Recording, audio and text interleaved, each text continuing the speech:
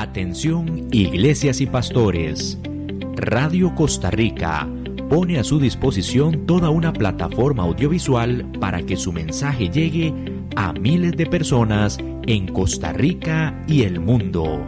Sumamos radio, Facebook Live, nuestras propias aplicaciones, nuestro sitio web y nuestro canal en YouTube, además de toda nuestra experiencia en el concepto de evangelismo mediático, porque nos interesa unir esfuerzos para llevar un mensaje de fe y esperanza en estos momentos tan convulsos socialmente, donde las malas noticias nos afectan cada minuto.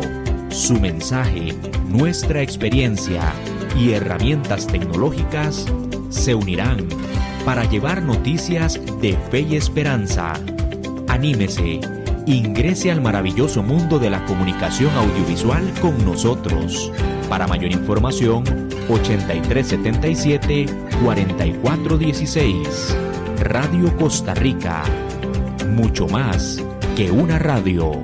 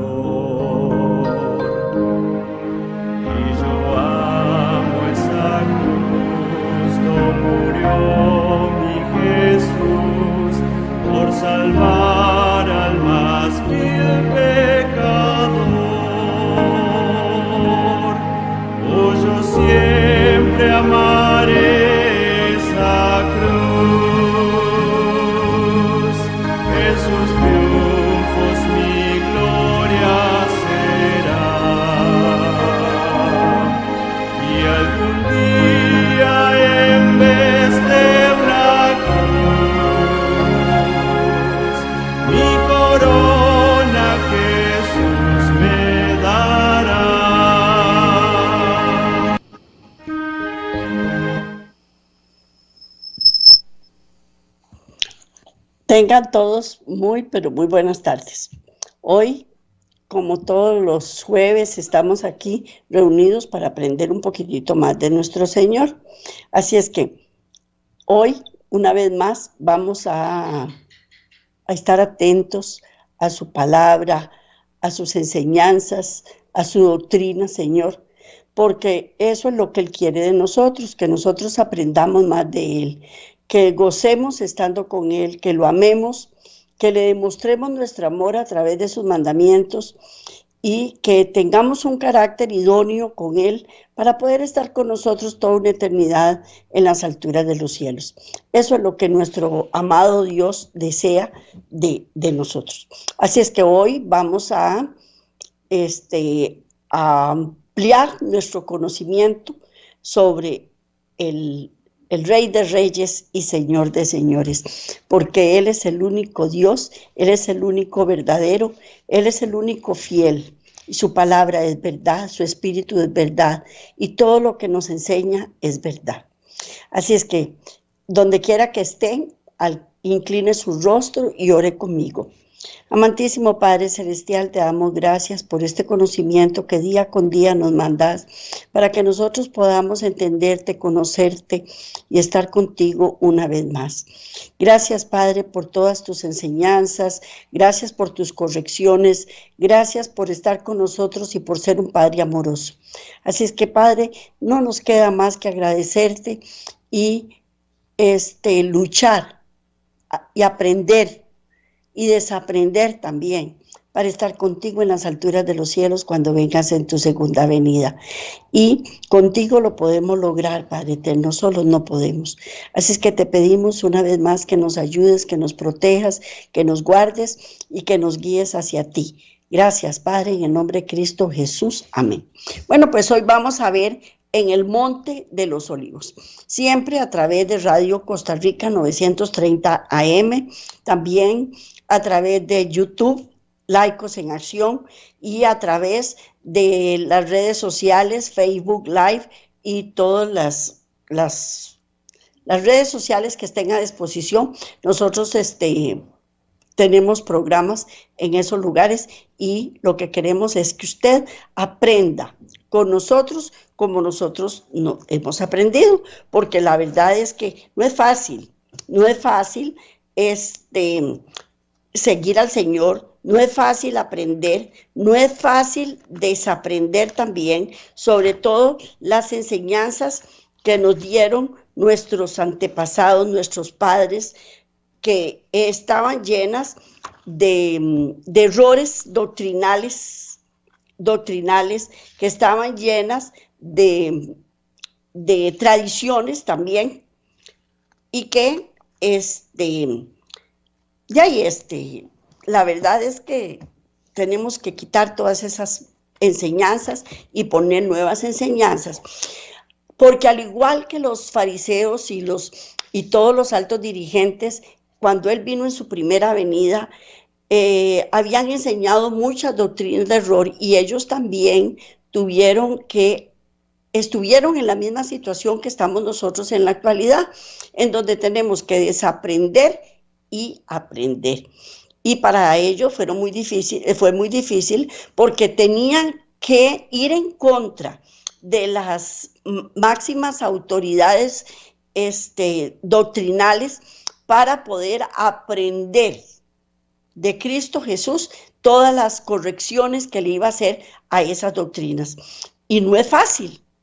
Para Cristo no fue fácil, porque él tuvo que lidiar con toda esta gente que querían devolverse hacia las doctrinas que les habían enseñado. Muchos lo hicieron, muchos salieron y lo reconocieron, pero esperemos que nosotros también los reconozcamos. Pues hoy vamos a ver en el Monte de los Olivos.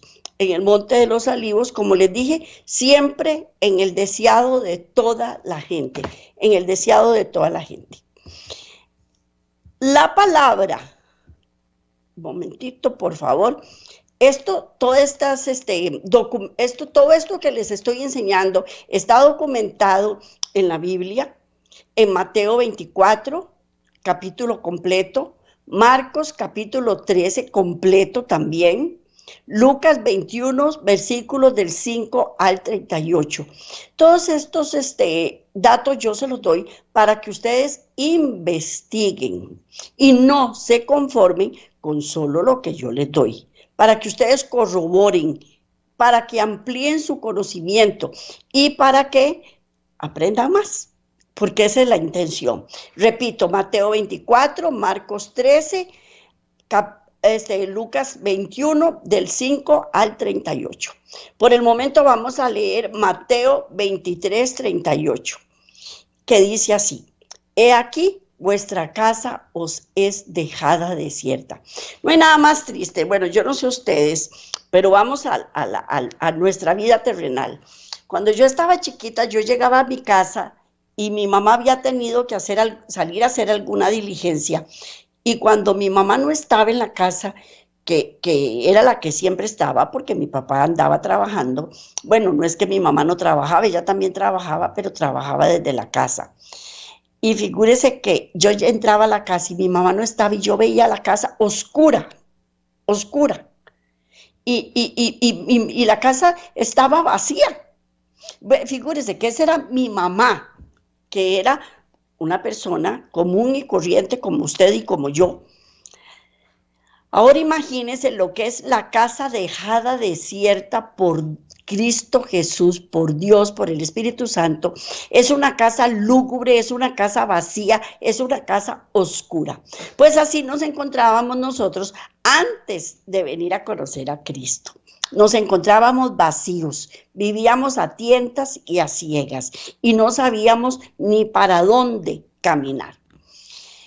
Pues esa fue la palabra que le dio Cristo a los sacerdotes y los gobernantes. He aquí, vuestra casa os es dejada desierta. ¿Por qué les digo estas palabras? Porque ellos no quisieron aprender y desaprender. Ellos siguieron con sus tradiciones, siguieron con sus vanas doctrinas, con sus doctrinas llenas de errores y falsedades, y no lo lograron. Y la casa les fue dejada desierta. Y eso había llenado de terror el corazón de los gobernantes, porque aunque ellos no aceptaban como a Cristo como una autoridad superior, pero ellos sabían en el fondo de su corazón que era una autoridad superior. Y los afectaban la indiferencia, pero seguían preguntándose lo que significaban esas palabras. Ellos no entendieron esas palabras. Si a mí viene el vecino y me dice que ya no va a volver a mi casa, yo le digo, ay, sí, está bien, yo no puedo hacer nada. Si usted no quiere venir a mi casa, pues no hay ningún problema. Pero que Cristo le diga a uno que la casa la va a dejar vacía y que no va a volver a venir a visitarme, eso sí es un problema. Eso sí es un problema. Pero ellos no entendieron el significado. Y un peligro invisible parecía amenazarlos. Podía ser que el magnífico templo, que era la gloria de la nación, iba a ser pronto un montón de ruinas. Todo eso ellos lo pensaban. Va a ser un montón de ruinas. ¿Qué es lo que va a pasar? Tanto que les había costado a ellos levantar el templo de Salomón. ¿Cuánto le había costado a ellos restaurarlo posteriormente? Iba a volver a quedar en ruinas. Pues los discípulos compartían ese presentimiento del mal y aguardaban ansiosamente alguna declaración más definida de parte de Jesús. Ellos querían que Jesús les explicara qué era lo que iba a ocurrir. Pero cuando uno no quiere entender, no quiere entender. Cuando uno no quiere aprender, no va a aprender. Por más que se esfuerce la persona en tratar de enseñarlo a uno, cuando uno decide no aprender, no lo va a lograr. Y mientras salían con él del templo, llamaron la atención a la fortaleza y belleza del edificio.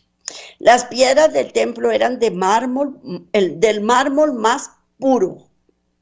La perfecta blancura y algunas de ellas de tamaño casi fabuloso. Una porción de la muralla había resistido el sitio del ejército de Nabucodonosor y en su perfecta obra de albañilería parecía como una sólida piedra sacada entera de la cantera. Los discípulos no podían comprender cómo se podrían derribar esos sólidos muros, porque siempre en nuestra mente finita nosotros no entendemos cómo es posible que Dios pueda hacer ciertas cosas que Él hace, y no las hace porque quiera destruirnos o porque quiera hacernos mal. No, es por amor, para que nosotros entendamos, le creamos y lo aceptemos. Por eso es que lo hace. Pues al ser atraída la atención de Cristo a la magnificencia del templo, ¿cuáles no deben haber sido los pensamientos que guardó para sí aquel que lo habían rechazado? Porque ese templo fue construido, ideado, el arquitecto, el diseñador fue Cristo Jesús, y Él lo mandó a hacer para poder morar entre nosotros y estar ahí entre nosotros. Y ahora lo miraba con tristeza, porque él había sido rechazado. Era importante el templo en sí mismo, sí, era muy lindo, muy ostentoso, muy lleno de lujos, pero sin Cristo no era nada, no era nada. El espectáculo que se le ofreciera hermoso, en verdad, pero dijo con tristeza, lo veo todo. Los edificios son de veras admirables.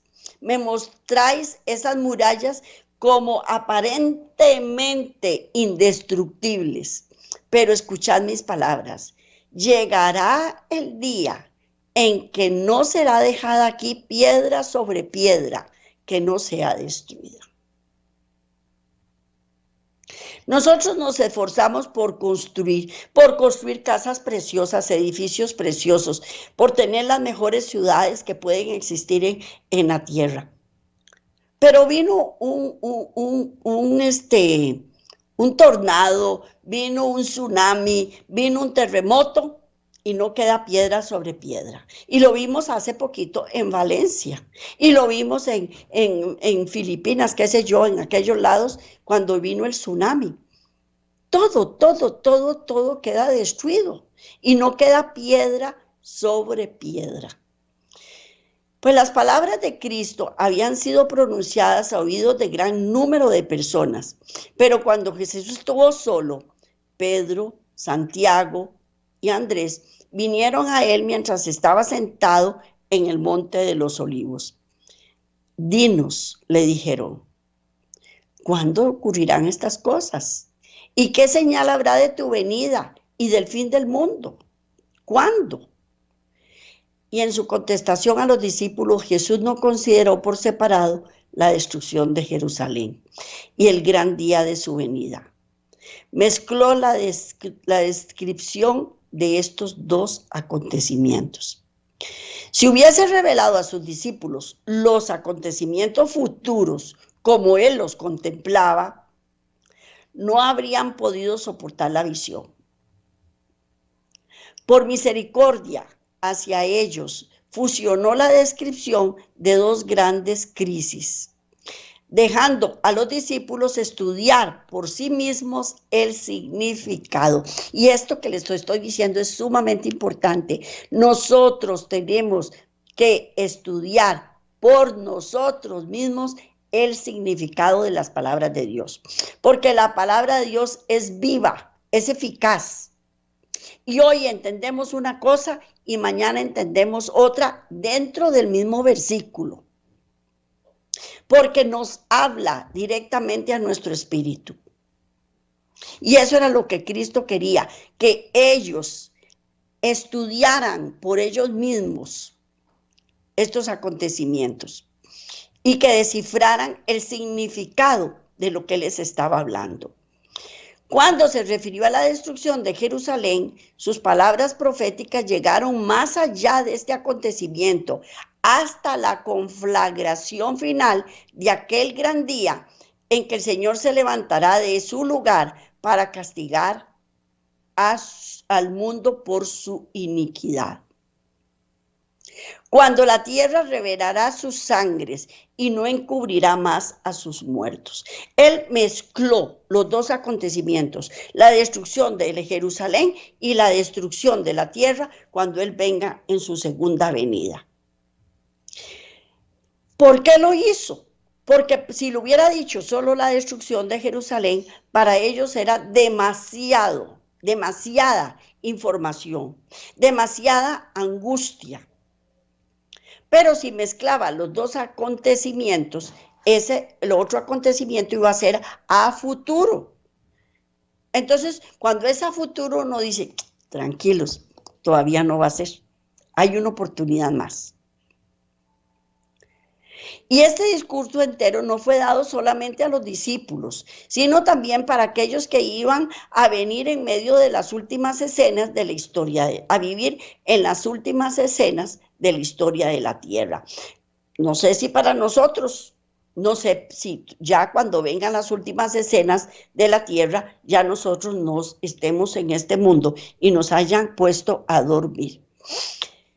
Y volviéndose a los discípulos, les dijo Cristo, mirad que nadie os engañe. Esa es otra palabra importantísima.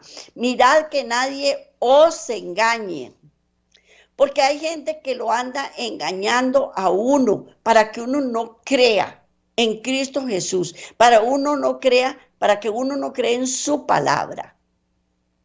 Porque vendrán muchos en mi nombre diciendo, yo soy el Cristo, y a muchos engañarán. Vendrán también muchos falsos mesías que iban a presentarse pretendiendo realizar milagros y declarando que el tiempo de la liberación de la nación judía había venido. Iban a engañar a muchos. Las palabras de Cristo se cumplieron. Todas, absolutamente todas las que se han tenido que cumplir, se han cumplido. Y aún así, hay gente que no cree. Y en realidad, lo que falta por venir es muy poco. Entre su muerte y el sitio de Jerusalén aparecieron muchos falsos mesías, pero esta amonestación fue dada también a los que viven en esta época del mundo. Los mismos engaños predicados antes de la destrucción de Jerusalén han sido practicados a través de los siglos y lo serán de nuevo.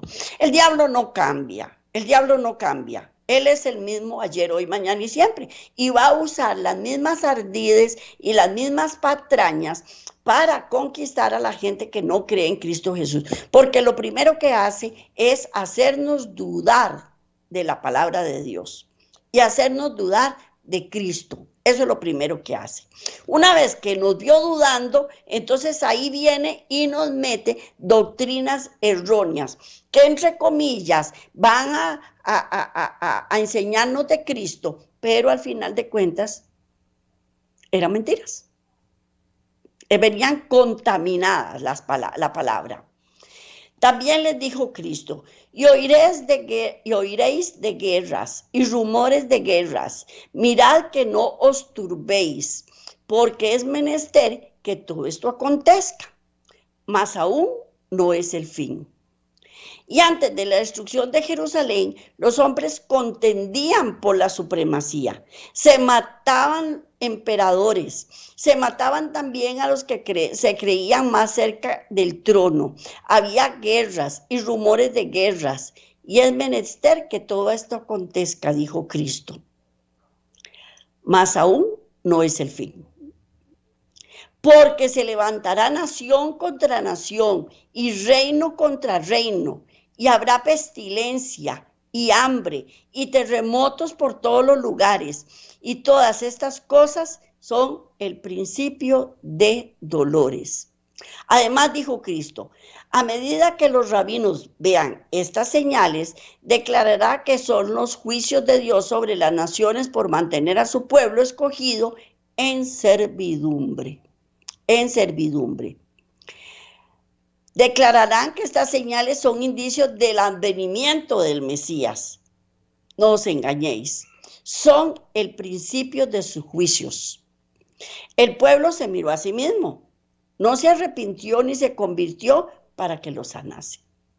Porque somos duros y no creemos. Mire, Cristo estaba en la tierra diciéndole lo que le iba a pasar, Cristo mismo, y no le creyeron. Con mucho más razón, no nos creen a nosotros, que somos voceros de Cristo.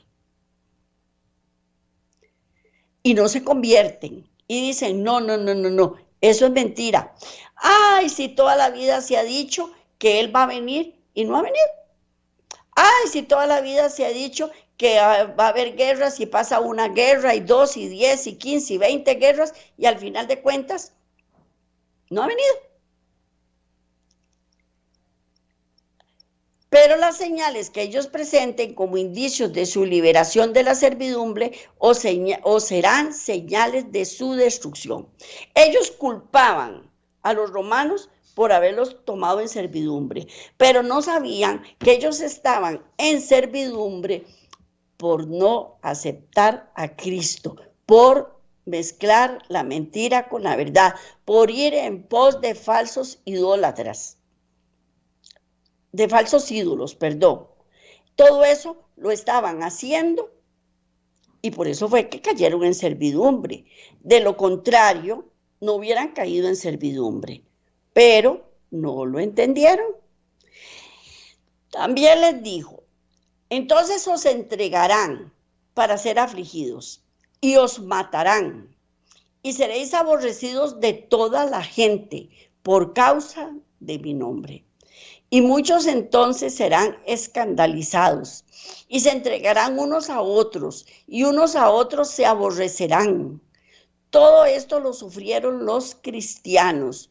Hubo padres y madres que traicionaron a sus propios hijos y también hubo hijos que traicionaron a sus propios padres. También hubo amigos que traicionaron a sus amigos al Sanedrín. Los perseguidores cumplieron su propósito, matando a Esteban, a Santiago y a otros cristianos. Todo esto iba a acontecer y Cristo los estaba advirtiendo. Y si nosotros vamos a la historia, lo hicieron. Como se lo dije, toda la palabra y todas las profecías se han cumplido, todas. Faltan todavía algunas por cumplirse, pero todas se han venido cumpliendo poquito a poco. Mediante sus siervos, Dios al pueblo judío dio una última oportunidad de arrepentirse. Se manifestó por medio de sus testigos cuando se les arrestó, juzgó y encarceló. Sin embargo, sus jueces pronunciaron sobre ellos sentencia de muerte. Eran hombres que quienes el mundo no era digno, matándolos. Los judíos crucificaban de nuevo al Hijo de Dios. Él los trató de defender por todos los medios, no lo logró. ¿Por qué? Porque había ira, enojo en su corazón. Y querían despedazar a todo lo que representara a Cristo Jesús. Entonces hubo gran persecución y los mandó a matar y los sentenciaron a muerte. No, estos hombres, el mundo no los merecía, entonces los mandó a matar. Las autoridades harán leyes también para restringir la libertad religiosa. Asumirán el derecho que pertenece solo a Dios. Pensarán que pueden forzar la conciencia que únicamente Dios puede regir. Aún ahora están comenzando y continuarán esta obra hasta alcanzar el límite que no pueden pasar. Dios se interpondrá, lógicamente, en favor de su pueblo leal, que observa los mandamientos. ¿Quién es el pueblo leal a Cristo? El que observa los mandamientos, el que cumple con los mandamientos. Todo el mundo dice, es muy difícil cumplir los mandamientos. Sí, es muy difícil, nadie dijo que fuera fácil. Hoy fallamos en uno, mañana fallamos en otro, pero no permanecemos haciendo lo mismo día con día. En toda ocasión que haya persecución, los que la presencian se deciden en favor de Cristo o en contra de Él. Los que manifiestan compasión por aquellos que son condenados injustamente demuestran su afecto por Cristo. Otros son ofendidos porque los principios de la verdad condenan directamente sus prácticas. Muchos tropiezan, caen y apostatan de la fe que una vez defendieron. Los que apostatan en tiempo de prueba llegarán para conseguir su propia seguridad o dar falso testimonio y a traicionar a sus hermanos. Y Cristo nos lo advirtió. Todo esto a fin de que no seamos sorprendidos por la conducta antinatural y cruel de los que rechazan la luz. Nada más imagínense qué duro puede ser llegar y que un papá o una mamá lo denuncien a uno y que eso implique muerte. O que un hijo lo denuncie a uno y que eso implique muerte. Pues va a llegar el momento en que así va a ocurrir. Cristo dio a sus discípulos una señal de la ruina que iba a venir sobre Jerusalén. Les dijo cómo podían escapar. ¿Cómo fue que se los dijo? Cuando veáis a Jerusalén cercada de ejércitos, sabed entonces que su destrucción ha llegado. Entonces, los que estén en Judea huyan a los montes. Los que están en medio de ella, váyanse. Los que estén en los campos, no entren en ella, porque esos son días de venganza, para que se cumplan todas las cosas que están escritas. Esta advertencia fue dada para que recordasen 40 años más tarde en ocasión de la destrucción de Jerusalén. Y los cristianos obedecieron la amonestación y ni uno de ellos pereció cuando cayó la ciudad. Cuando uno cree en la palabra de Dios, es para nuestra salvación, sea aquí o sea futura, cuando estemos juntamente con Él. Pero que nos vamos a salvar, nos vamos a salvar. Pero ¿qué es lo que tenemos que hacer? Creer. Y muchas veces uno se devuelve, uy, no me traje la plata, no me traje las fotos de mis antepasados, no me traje el diario aquel que yo escribía, y todo eso es importante. No, hay que huir, y lo más pronto posible. Lo más pronto posible, y dejar todo atrás para salvar su vida aquí en la tierra y su vida eterna, cualquiera de las dos, porque funciona para las dos. Cuando le creamos, funciona para las dos. También les dijo, orad, pues que vuestra huida no sea en invierno ni sea sábado, dijo Cristo. El que hizo el sábado no lo abolió, clavándolo en la cruz, como dice mucha gente. No, el sábado no hay que guardarlo, porque Cristo lo abolió. Él cumplió con la ley, y ya la ley fue clavada en la cruz del Calvario. Y como Él la cumplió, ya yo no tengo por qué cumplirla.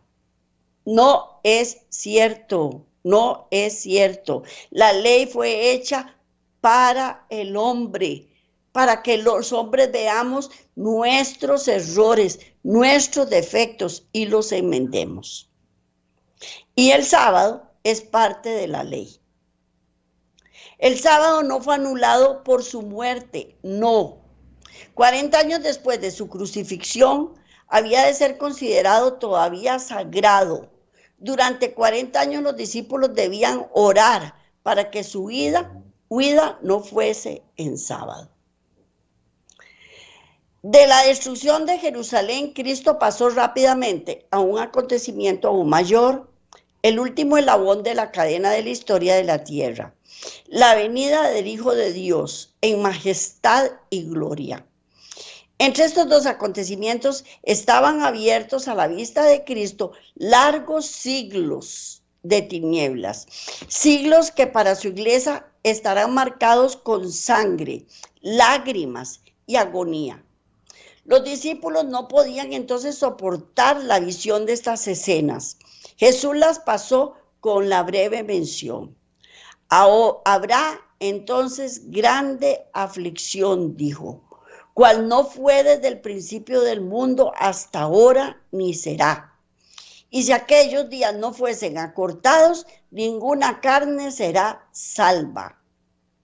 Mas por causa de los escogidos, aquellos días serán acortados.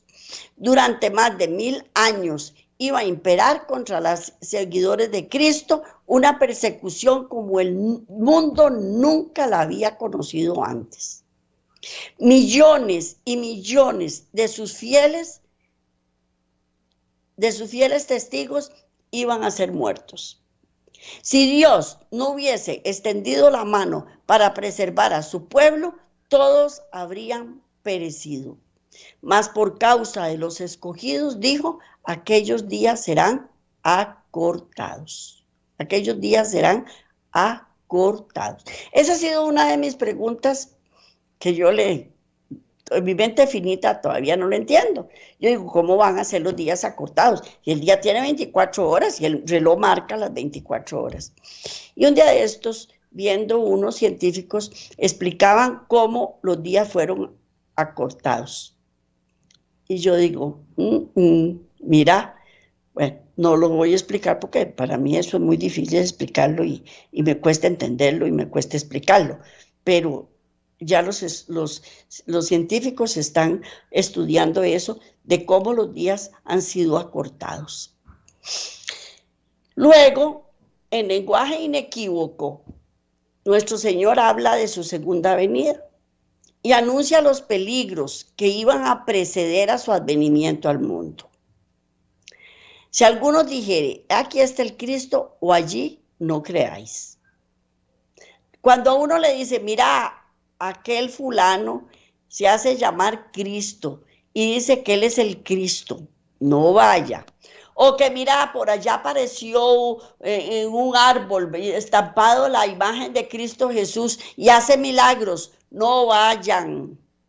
Ay, no, que apareció la Virgen en una piedra y entonces con solo tocar la piedra se hacen milagros. No vayan, no vayan. Él lo dice, no vayan. ¿Por qué? Porque son falsos cristos y falsos profetas que también dan señales y prodigios, de tal manera que no se engañarán, si es posible, aún hasta los escogidos. Si una persona está enferma y tiene un cáncer terminal y ya sabe que le quedan una semana de vida y le dicen, anda a aquel lugar y toca la piedra porque ahí está estampada en esa piedra la Virgen, ¿qué es lo que va a hacer esa persona? Ir y tocar la piedra. Algunos se les ocurrirá un milagro, pero no es un milagro de parte de Dios, porque también Satanás hace milagros. Él da las enfermedades y después las quita para confundir a la gente también. Pero ¿qué es más importante? ¿Salvar este pellejo que tengo aquí o salvar la vida eterna? Salvarme para la vida eterna. Lo más importante es salvarme para la vida eterna. Y eso es lo que tenemos que hacer. Así que si os dijeren, he aquí, en el desierto está, no salgáis. He aquí, que están en las cámaras, no creáis. Porque como el relámpago sale del oriente y se muestra hasta el occidente, así será también la venida del Hijo del Hombre. Una de las señales de la destrucción de Jerusalén que Cristo había anunciado era: muchos falsos profetas se levantarán y engañarán a muchos. Se levantarán falsos profetas que engañarán a la gente y llevaron a muchos al desierto. Magos, hechiceros, que pretendían tener un poder milagroso, arrostraron a la gente en pos de sí a las soledades montañosas. Pero esa profecía fue dada también para los últimos días. Se trataba de una señal del segundo advenimiento. ¿Por qué? Porque las dos profecías él las unió, la destrucción de Jerusalén y la destrucción de los últimos tiempos. Pero en el transcurso del tiempo también van a ocurrir un montón de eventos para engañar a la gente, porque el diablo no se está quedito, él siempre trata de engañarnos. Por eso hay que estar firmes en la palabra, y la única forma que nosotros podemos estar firmes es a través de su palabra. No con lo que la gente me dice, no con lo que la gente me explica, es con la palabra. Yo les puedo traer a usted aquí la palabra y enseñárselas y todo, pero ustedes tienen que aprender. Y tienen la forma de aprender es investigando las escrituras, porque mis palabras son mías. Y ustedes pueden decir, señora esa, mira, siempre habla de lo mismo. Pero si usted va a la palabra y la corrobora, ya no es palabra mía, es palabra de Dios. Y la palabra de Dios es la palabra de Dios. Y esa es la que hay que creer. También les dijo, no creáis, porque como el relámpago sale del oriente y se muestra hasta el occidente, así será también la venida del Hijo del Hombre. El Salvador dio señales de su venida, y aún más que eso, fijó el tiempo en que la primera de esas señales iba a aparecer. Y luego, después de la aflicción de aquellos días, el sol se oscurecerá y la luna no dará su luz. Las estrellas caerán del cielo y entonces lamentarán todas las tribus de la tierra y verán al Hijo del Hombre que vendrá sobre las nubes del cielo con gran poder y gloria. Y enviará a sus ángeles con gran voz de trompeta, y juntarán a sus escogidos de los cuatro vientos, de un cabo del cielo al otro, hasta el otro. Así va a ser la segunda venida del Hijo del Hombre. Cristo declaró que al final de la gran persecución papal, el sol se oscurecería y la luna no daría su luz. Luego las estrellas caerían del cielo. Y dice, de la higuera aprended la parábola. Cuando ya la rama se enternece y las hojas brotan, sabéis que el verano está cerca.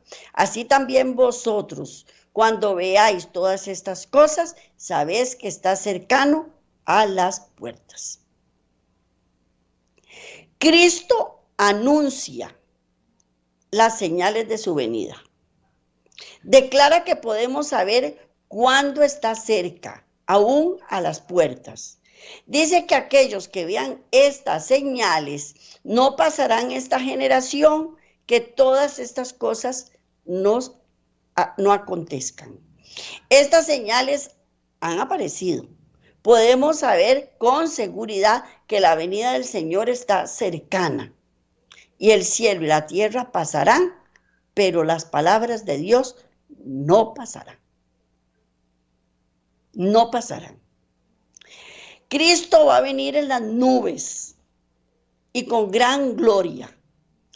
Le acompañarán una gran multitud de ángeles resplandecientes. Vendrá para resucitar a los muertos y para transformar a los santos vivos de gloria en gloria. Vendrá para honrar a los que le amaron y guardaron sus mandamientos, y para llevarlos consigo. No los ha olvidado, ni tampoco ha olvidado su promesa. Volverán a unirse los eslabones de las familias. Cuando miramos a nuestros muertos, podemos pensar en el mañana, en que la trompeta de Dios resonará, cuando los muertos serán levantados sin corrupción y nosotros seremos transformados. Y vamos a leer 1 Corintios 15:52. En un abrir y cerrar de ojos, a la final trompeta, porque se tocará la trompeta y los muertos serán resucitados incorruptibles y nosotros seremos transformados. Repito, en un abrir y cerrar de ojos, a la final trompeta, porque se tocará la trompeta y los muertos serán resucitados incorruptibles y nosotros seremos transformados. Seremos transformados. También dijo, aún un poco más, y veremos al Rey en su hermosura. Un poco más, y enjugará toda lágrima de nuestros ojos. Un poco más, y nos presentará delante de su gloria irreprensibles con grande alegría. Y vamos a leer Judas 24. Y dice, y aquel que es poderoso para guardarnos sin caída y presentarnos sin mancha delante de su gloria con gran alegría. Porque Él nos guarda sin caída y nos presenta sin mancha delante de la gloria con gran alegría. Con gran alegría, porque Él se alegra. ¿Por qué? ¿Porque nosotros lo logramos? No, porque nosotros dependimos de Él para lograrlo y nos agarramos de Él para lograrlo y Él nos ayudó a lograrlo. Por lo tanto, cuando dio señales de su venida, dijo, cuando estas cosas comenzaren a suceder, mirad y levantad las cabezas, porque vuestra redención está cerca. Pero el día y la hora de su venida, Cristo no la reveló. Y explicó claramente a sus discípulos que él mismo no podía dar a conocer el día o la hora de su segunda aparición. Si hubiese tenido libertad para revelarlo, porque habría tenido la necesidad de exhortarnos a mantener una actitud de constante expectativa. Hay quienes aseveran conocer el día y la hora de la aparición de nuestro Señor. Son muy fervientes en trazar el mapa del futuro, pero el Señor los ha amonestado a que se aparten de este terreno.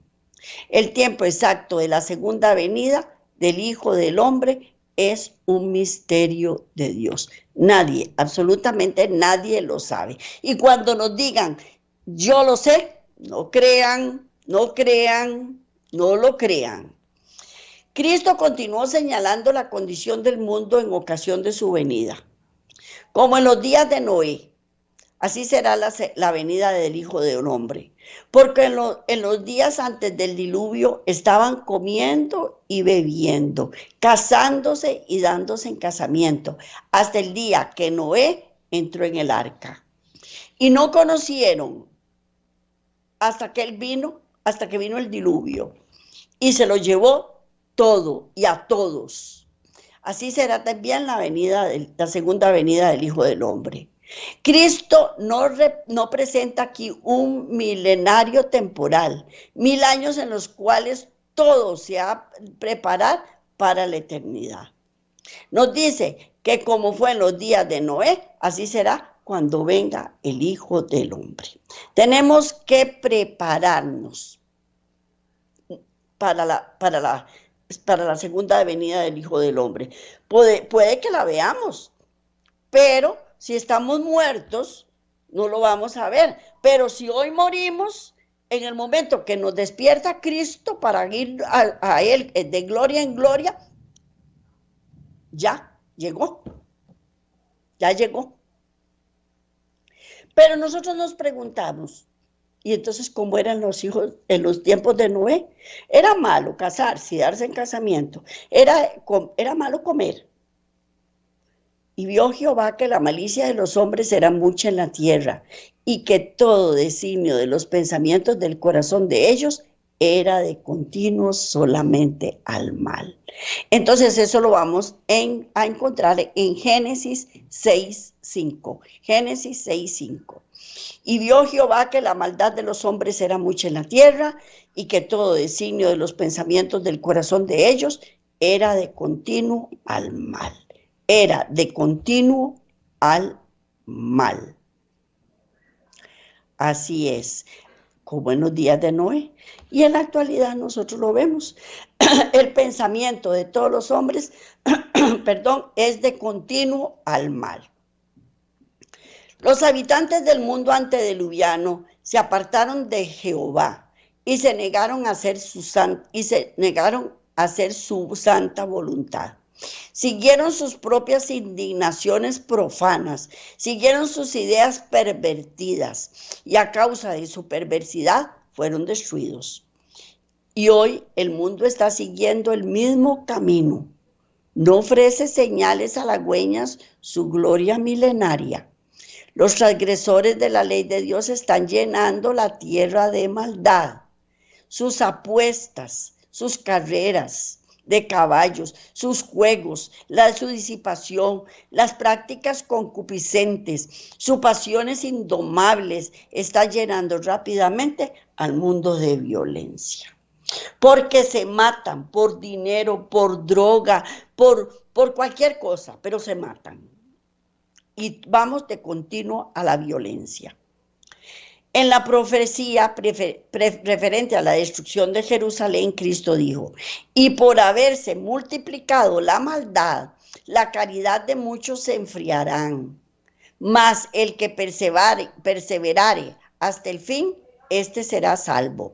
Y será predicado este evangelio del reino a todo el mundo, para testimonio a todos los gentiles, y entonces vendrá el fin.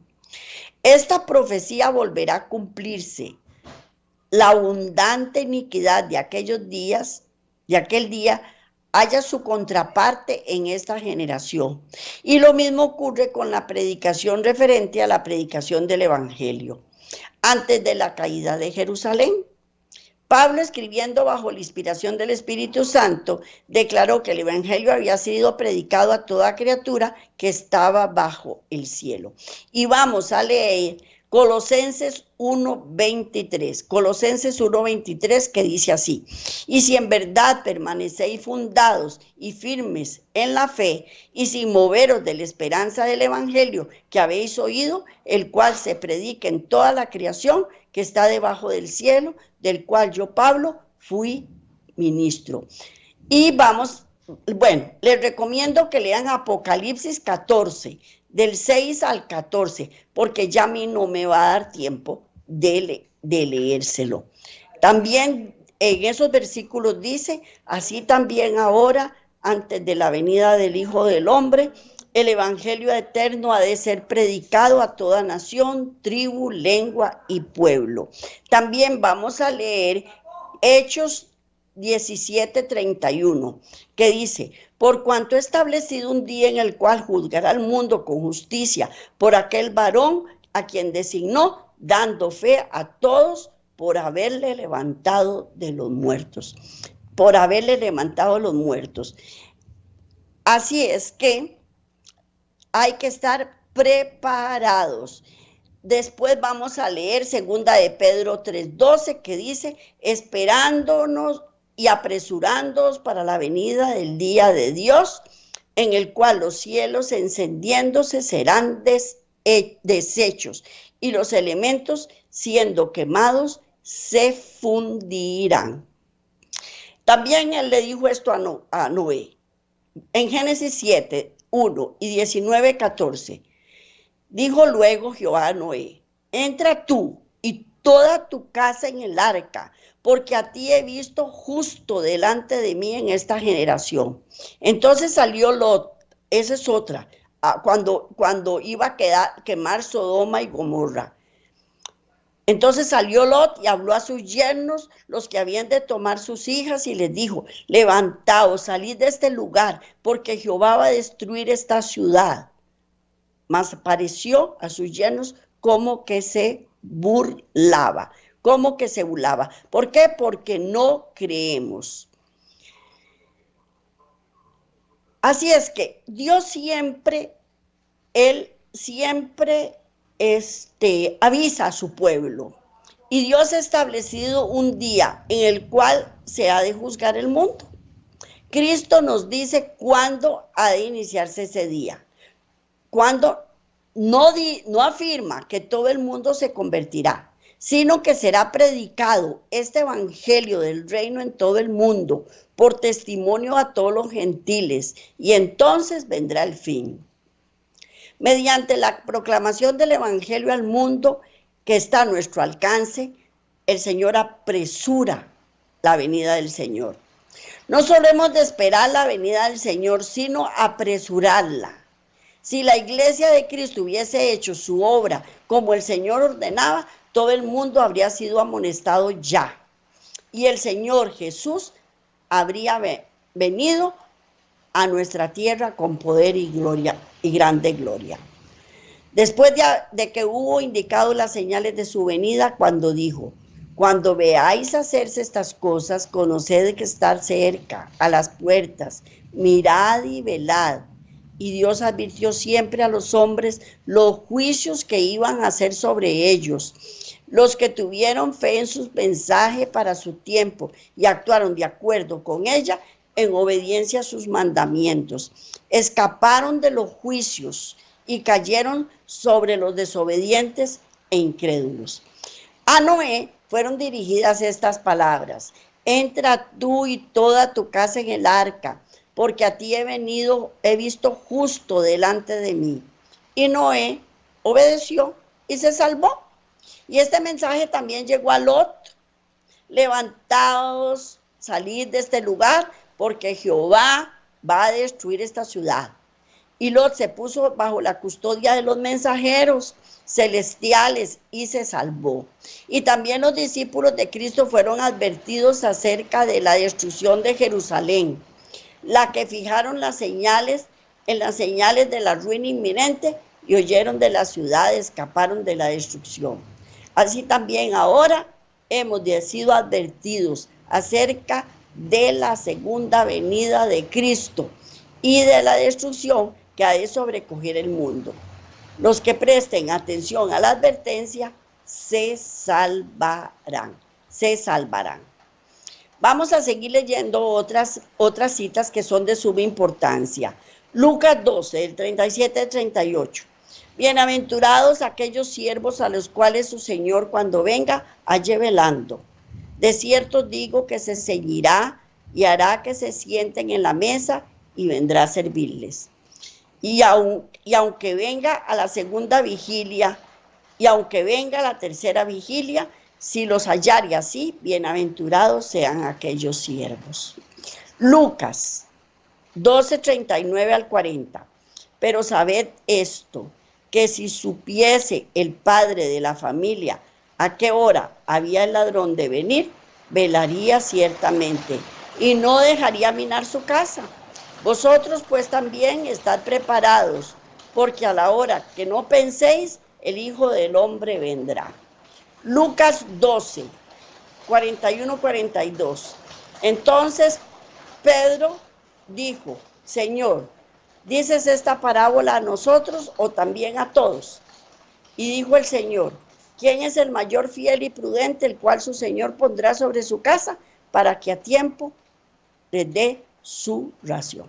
Bueno, y así podremos encontrar un montón de citas más que después las vamos a leer, pero ya el tiempo me venció. Así es que nos vemos la semana entrante, si Dios lo permite. Espero que todo salga bien, que estén bendecidos, que estén protegidos y que estas palabras lleguen hasta lo más profundo de su corazón, porque todos queremos estar con Él cuando Él venga en su segunda venida. Así es que nos vemos la próxima semana, si Dios quiere. Bendiciones para todos.